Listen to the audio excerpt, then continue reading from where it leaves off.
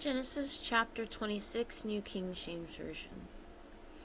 Isaac and Abimelech. There was a famine in the land, besides the first famine that was in the days of Abraham. And Isaac went to Abimelech, king of the Philistines, in Gerar.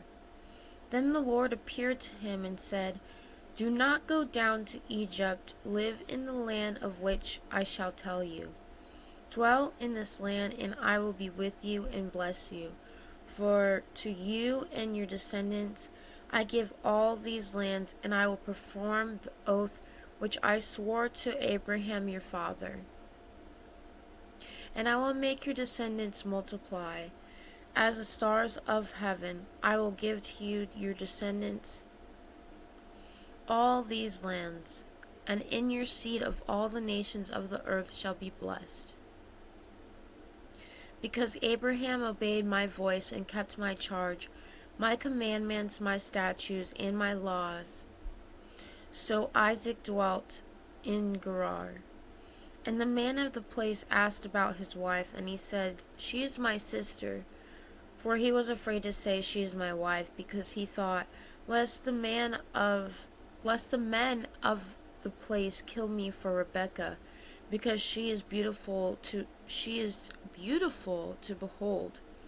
Now it came to pass, when he had been there a long time, that Abimelech, king of the Philistines, looked through a window and saw there was Isaac, showing endearment to Rebekah his wife. Then Abimelech called Isaac and said, "Quite obviously she is your wife, so how could you say she is my sister?" Isaac said to him, "Because I said, lest I die on account of her." And Abimelech said, "What is this that you have done to us? One of the people might soon have lain with your wife, and you would have brought guilt on us." So Abimelech charged all his people, saying, "He who touches this man or his wife shall surely be put to death." Then Isaac sowed in that land, and reaped in the same year 100-fold. And the Lord blessed him. The man began to prosper and continued prospering until he became very prosperous.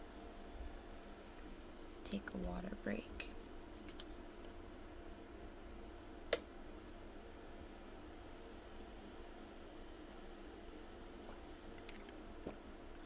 Thank you.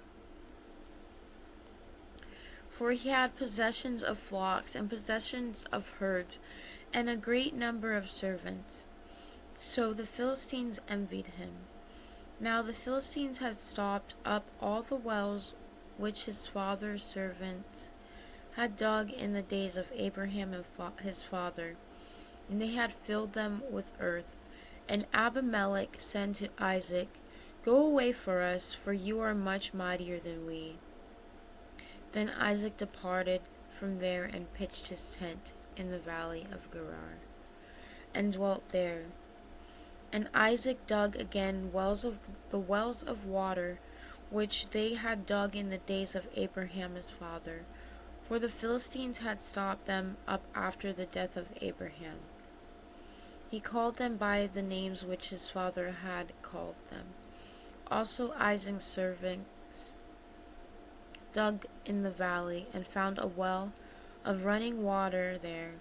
But the herdsmen of Gerar quarreled with Isaac's herdsmen, saying, "The water is ours." So he called the name of the well Esek, because they quarreled with him. Then they dug another well, and they quarreled over that one also.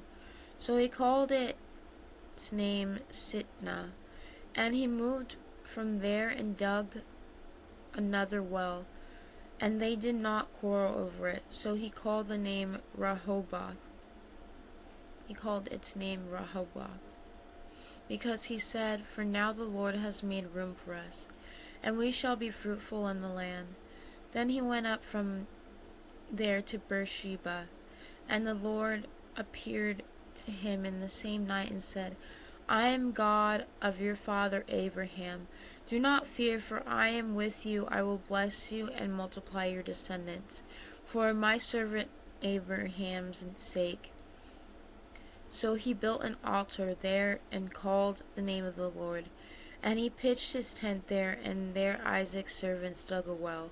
Then Abimelech came to him from Gerar with Ahuzah, one of his friends, and Fichol, the commander of his army. And Isaac said to them, Why have you come to me, since you hate me and have sent me away from you? But they said, We have certainly seen that the Lord is with you. So we said, let there now be an oath between us, because you and us. Let us make covenant with you, that you will do us no harm. Since we have not touched you, since we have done nothing to you but good, and have sent you away in peace, you are now blessed of the Lord. So he made them a feast, and they ate and drank. Then they arose early in the morning and swore an oath with one another, and Isaac sent them away, and they departed from him in peace. It came to pass the same day that Isaac's servants came and told him about the well which they had dug, and said to him, We have found water. So he called it Sheba. Therefore the name of the city is Beersheba to this day. When Esau was 40 years old, he took as wives Judith, the daughter of Beeri the Hittite, and Basemath, the daughter of Elon the Hittite. And they were a grief of mind to Isaac and Rebekah.